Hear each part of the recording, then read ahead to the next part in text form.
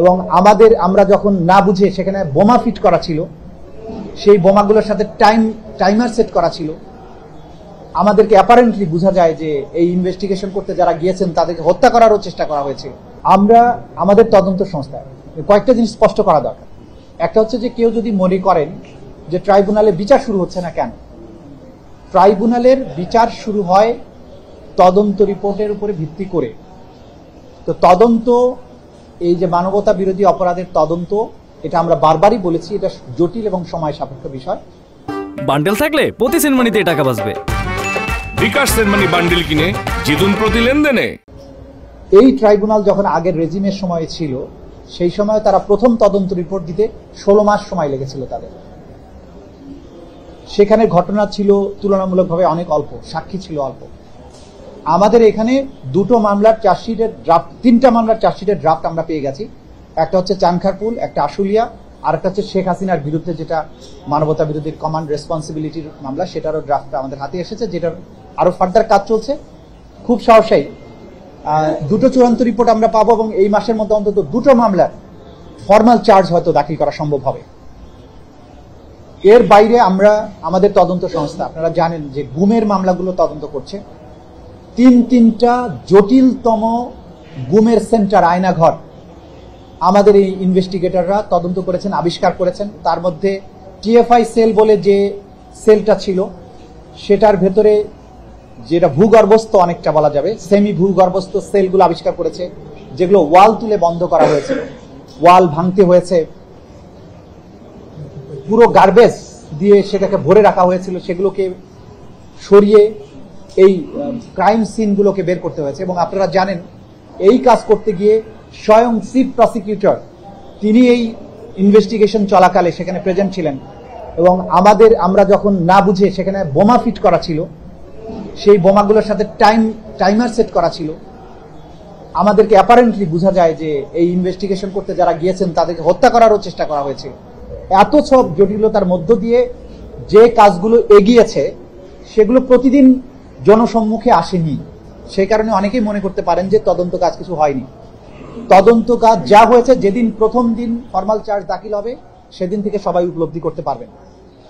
আর আগামী একদিন পরে আমাদের এই তদন্ত সংস্থা এবং প্রসিকিউশন কি কি কাজ করেছেন সেটার ব্যাপারে আমরা একটা ডিটেইল প্রেজেন্টেশন আপনাদের সামনে প্লেস করতে পারবো, আশা করছি 2-1 দিনের মধ্যে।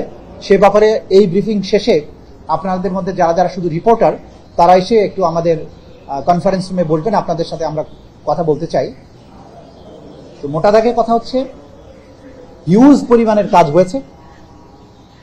লয়ার হিসেবে প্রসিকিউশন টিমের কাজ হচ্ছে, যখন ম্যাটেরিয়াল চলে আসে, তদন্ত রিপোর্ট চলে আসে, তাদের কাজটা কোর্টরুমে শুরু হয়। কাজেই আমাদের যারা এই মামলার আসামি তারা নানানভাবে এই বিচার প্রক্রিয়াকে প্রশ্নবিদ্ধ করার জন্য চেষ্টা করবেন। তারা একদিকে চাইবেন তাদের যেন বিচার না হয়, আবার অন্যদিকে তারা ধোয়া তুলবেন, বিচার টিচার কিছু হচ্ছে না, তো এই ট্রাইব্যুনালের দরকার নেই, বিচার যাতে না হয়। নানামুখী ষড়যন্ত্র আছে। তারা চেষ্টা করবে বিচারকে বন্ধ করার জন্য, বন্ধ করতে না পারলে বিতর্কিত করার জন্য, কাউকে এম্বারাস করার জন্য, নানান ধরনের ডিসইনফরমেশন ছড়ানোর জন্য। এই সম্পর্কে আমরা সচেতন আছি এবং তারা যে ষড়যন্ত্রগুলো করছে, ট্রাইব্যুনালের তদন্ত সংস্থা প্রসিকিউশন এই ব্যাপারে সম্যক অবহিত এবং তাদের অনেককে চিহ্নিত করা হয়েছে। যারা এগুলো করার চেষ্টা করবেন তারা ব্যর্থ হবেন, তাদেরকে আমরা মেসেজ দিতে চাই। কোন রকমের স্ক্যান্ডাল ছড়িয়ে বিচার প্রক্রিয়া বাধাগ্রস্ত করা যাবে না, কারণ প্রসিকিউশন এই ব্যাপারে 100% ফেয়ার আছে। আটলান্টিক মহাসাগর সেচতে পারবে তারা, এখানকার কোনো দুর্নীতির খবর তারা বের করতে পারবে না, বা দুর্নীতি নাই। এখানে প্রসিকিউশন কমিটেড, এই বিচার জাতির সামনে তারা ক্লিয়ারলি দেখাতে চায়, সেজন্য কাজ চলছে। অচিরেই সেটা দৃশ্যমান হবে, সেই সময় এসে গেছে, আপনারা খুব অচিরেই সেগুলো দেখতে পাবেন। Thank you. এসি বিষয় একটু বলেন স্যার। এসির বিষয় না, অ্যামেন্ডমেন্টে যে আমাদের যে রুলস অফ প্রসিডিওর, ট্রাইব্যুনালের যে কার্যপ্রণালী বিধি আছে, সেটা তো আগের সরকারের আমলে যেটা ছিল সেই অবস্থায় রয়ে গেছে। এটা যে পরবর্তী সময়ে আইন সংশোধিত হয়েছে, সেই সংশোধিত আইনের আলোকে এবং বর্তমান পরিস্থিতির বিবেচনায় রুলস অফ প্রসিডিওরকে যুগ উপযোগী করার জন্য অ্যামেন্ডমেন্ট প্রস্তাব ট্রাইব্যুনালের কাছে রয়েছে, বিবেচনাধীন রয়েছে। আপনারা জানেন যে এই রুলস অফ প্রসিডিওর প্রণয়ন করেন ট্রাইব্যুনাল, মানে অর্থাৎ ট্রাইব্যুনালের 3 জন বিচারক, তারা এটা করছেন। সেই কথাটি আজকে আদালতে মেনশন করেছেন যে এই নেসেসারি অ্যামেন্ডমেন্টগুলো খুব দ্রুতই হয়ে যাবে। এটা আলোচনায় আছে, যা কিছু এগুলো ট্রাইব্যুনাল ঠিক করবেন, এটা টু আর্লি টু কমেন্ট। ওনারা যখন এটা করে ফাইনাল করবেন তখন আমরা আপনাদেরকে জানিয়ে দেবো। গুরুত্বপূর্ণ প্রশ্ন সেটি হচ্ছে, আপনি সম্প্রতি বলেছেন যে এই বিচারকে বানচাল করার জন্য বা বিচারকে প্রভাবিত করার জন্য টাকা লেনদেন হয়েছে, সেই ধরনের স্পষ্ট প্রমাণ আপনাদের হাতে এসছে।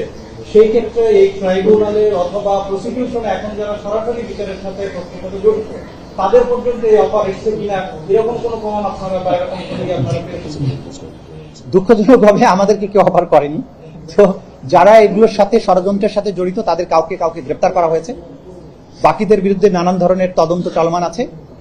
উপযুক্ত সময়ে উপযুক্ত আইনগত ফোরামের মাধ্যমে সেগুলোর প্রতিকার করা হবে, এ ব্যাপারে আপনারা নিশ্চিন্ত থাকুন।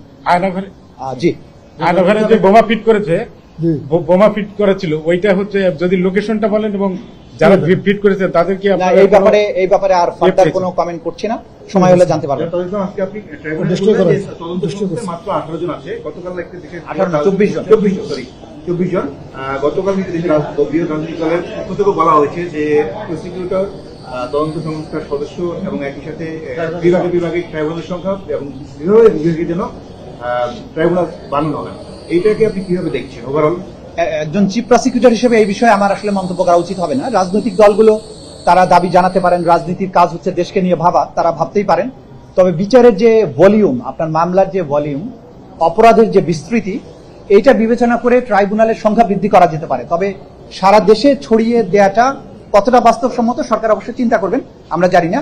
তবে একটা বিষয় আমরা মনে করি যে ট্রাইব্যুনাল একটা অবশ্যই যথেষ্ট নয়, এখানে আরো ট্রাইব্যুনাল হওয়া উচিত এবং সরকারও সেই ব্যাপারে ইতিবাচক চিন্তা ভাবনা করেছেন।